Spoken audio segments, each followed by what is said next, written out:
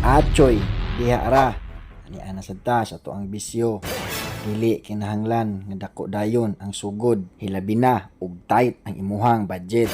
Unahon gyud una ang pamilya. Kung dili pa kaya, ikaw lang usa ang mangunay sa imuhang farm. Dili kinahanglan mag-hire og tawo dayon, pero kung naa kay kapasidad, ngano mang dili kay makapokus ka sa mga importante nga butang nga makapadako ug makapalambo. Dili lang para nimo, apil na ang mga tawo nga nagtuo ug nagpaluyo sa imo. Dili mahadlok magsugod sa gamay, kay ang gamay nga tinanom nga imong giatiman og tinud-anay mahimong dakong lig-on nga kahoy sa umaabot.